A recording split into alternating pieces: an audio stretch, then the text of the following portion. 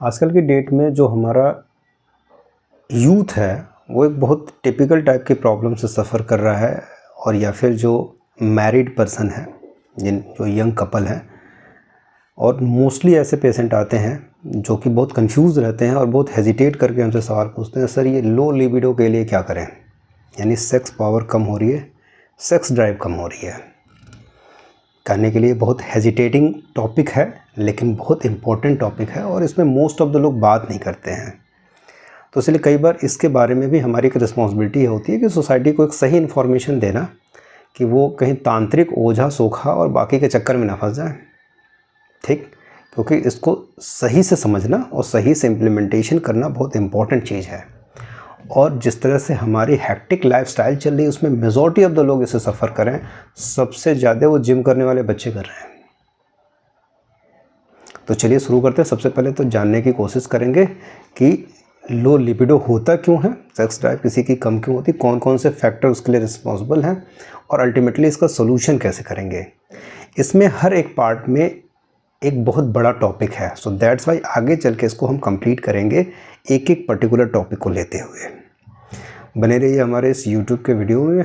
मैं doctor Atul Kumar Singh, निरामिया homeopathy में आपका स्वागत करता हूं। उम्मीद करता हूं कि हमारे वीडियोस आपको पसंद आ रहे होंगे, और यदि अच्छे लग रहा हो तो लाइक करिए, शेयर करिए, और बाकी यदि आपने अभी तक हमारा चैनल सब्सक्राइब नहीं किया तो ज़रूर सब्सक्राइब करिए हुए, ताकि फर्दर हेल्प वीडियोज़ आपको मिलते रहे।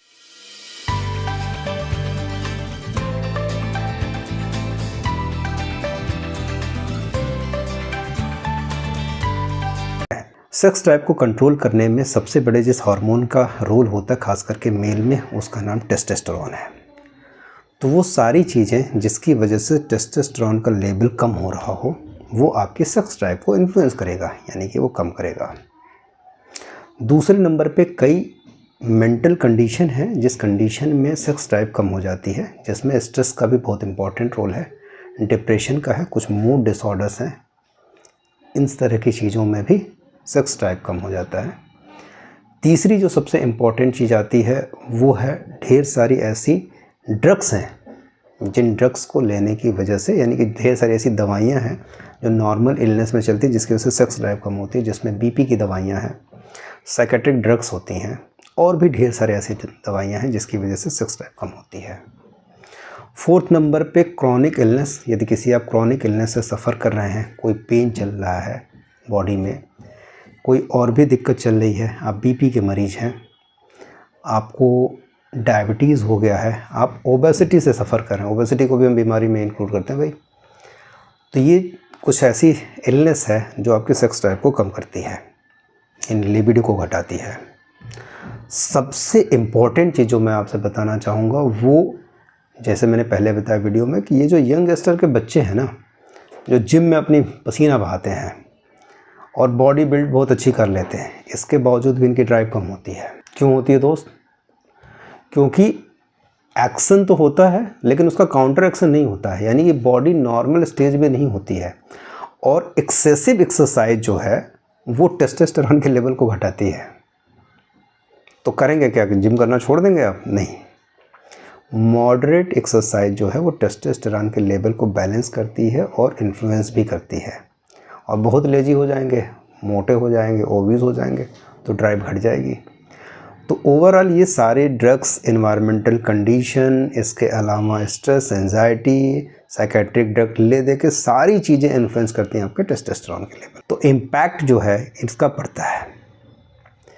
बेसिक इन्वेस्टिगेशन से लोग भागते हैं, पहुंच जाएंगे दवाखाने में जो गली कूचे में रहते हैं, और वहाँ इलाज अपना खोजेंगे, हकीम साहब निकालेंगे चूरन, दे देंगे, पैकेज बताएंगे बड़े बड़े लोग कि भैया 25,000 से पैकेज शुरू हो रहा है, 1.5 लाख 2 लाख तक है, दवा के लो। उसमें क्या दिया जा रहा है किसी को मालूम भी नहीं है, और एक अच्छा खासा जानकार और एजुकेटेड आदमी भी इसके ट्रैप में फंस जाता है, और अल्टीमेटली उससे कोई रिज़ल्ट नहीं मिलता है। तो ज़्यादा बेटर है ना कि आप किसी काउंसलर से मिल लीजिए, किसी डॉक्टर से मिल लीजिए, हमसे नहीं मिलिए, नियर बाय किसी अच्छे डॉक्टर को खोजिए। ऑनलाइन कंसल्टेशन तो दूर की बातें हैं, बाद में समझा जाएगा। तो दोस्त, ढेर सारे चीज़ें हैं जो उस पर इन्फ्लुएंस करती हैं। अब मुद्दे की बात पे आते हैं, हमारा रोल कहाँ है भाई? होम्योपैथी का रोल उसमें क्या है?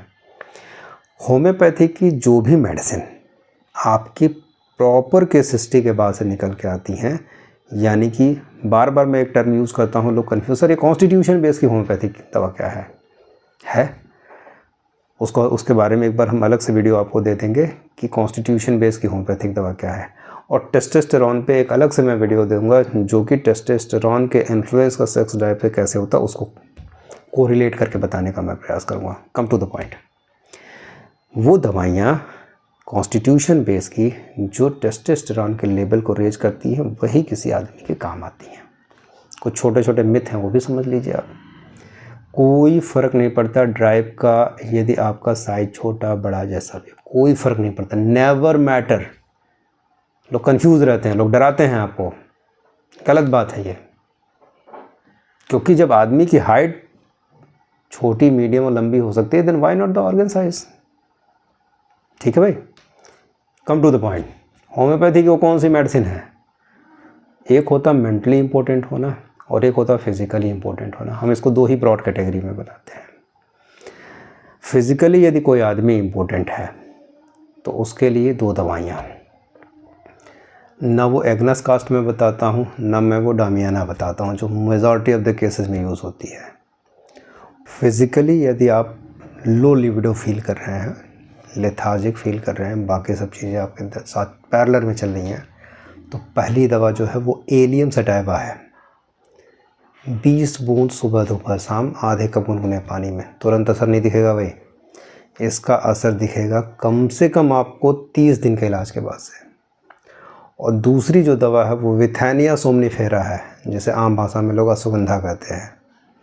इसको भी 20 बूंद सुबह दोपहर शाम।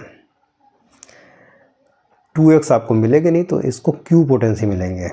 एलियम सटाइवा क्यू और विथैनिया सोमनीफेरा क्यू।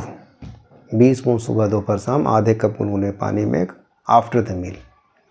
लेकिन यदि आपको मेंटली फील हो रहा है कि आपकी लिबिडो कम है, फिजिकली आपको कोई दिक्कत नहीं, आप लेथार्जिक नहीं है, वीक नहीं है, बाकी सब चीज़ें नहीं हैं, तो आपके लिए जो पहले जहन में दवा आनी चाहिए वो है लाइकोपोडियम क्लेवेटम। पोटेंसी को बड़े ध्यान से रखिएगा sir, 30 to 100 1 ml 10 m। Lycopodium clavatum 10 m, 10 बूंद 1 चम्मच पानी में सुबह दोपहर शाम। 1 महीने तक कोई दूसरी दवा नहीं ली जाएगी। वेट एंड वॉच, क्योंकि एक दिन में तो हुआ नहीं है, एक समय लगेगा। और दूसरी सबसे इम्पोर्टेंट, तो दवाइयों की बात हो गई है, मेन मुद्दे पे आते हैं। मेन मुद्दे का मतलब यह है दोस्त कि ये जो योगा है वो बहुत इंपॉर्टेंट रोल प्ले करता है, क्योंकि इसमें एक्शन और काउंटर एक्शन दोनों होते हैं। तो बॉडी को रिलैक्स करने का काम करता है, यानी कि योगा मेंटली भी आपको ठीक करेगा। टेस्टोस्टेरोन के लेवल को ही सही करना है ना, तो मेंटली ठीक होना बहुत ज़रूरी है, और फिज़िकली भी ठीक रखेगा। ठीक, किंगल एक्सरसाइज और योगा बहुत अच्छा है। बाकी शालिनी मैम ने बता रखा, उसको देखिएगा हमारे चैनल पे, निरामया योगा पे। दूसरी सबसे इम्पॉर्टेंट चीज़, जिम में पसीना बहा रहे हो दोस्त तो उसमें इरेगुलरिटी ना करना। और बॉडी बिल्डिंग तो बात की बात है यार, वो तो बात की बातें हैं। सब आदमी सलमान खान बनने में लगा हुआ है, तो सलमान खान ज़्यादा कुछ आगे नहीं बोलेगा, वीडियो में गड़बड़ हो जाएगा। वो तो बात की बातें हैं दोस्त। कई उस टाइप की पर्सनालिटी के लोग इस दिक्कत से सफ़र कर रहे हैं, और वो तो पतला दुबला आदमी है, उसकी ड्राइव खूब अच्छी खासी बनी हुई है। क्यों? क्योंकि जिम में जाके पसीना नहीं बहा रहा है। ठीक है, तो ज़रूरी ये है कि यदि जिम आप कर रहे हैं तो मॉडरेट करिए, उसके साथ योगा को इंक्लूड करिए। एरोबिक्स अच्छा है in comparison to harder exercise. और दूसरी चीज़, रनिंग और स्विमिंग ज़्यादा बेटर इंपॉर्टेंट रोल प्ले करते हैं। सो दैट्स वाई योगा और मेडिटेशन पे ज़्यादा फोकस करिए, वो आपकी ड्राइव को मेंटेन रखेगा। अदरवाइज फालतू में चूरन और ये ओझा सोखा के चक्कर में ना पड़िए, ये आपका टाइम और किल करेंगे, बीमारी को और ज़्यादा बढ़ा देंगे। Thank you very much.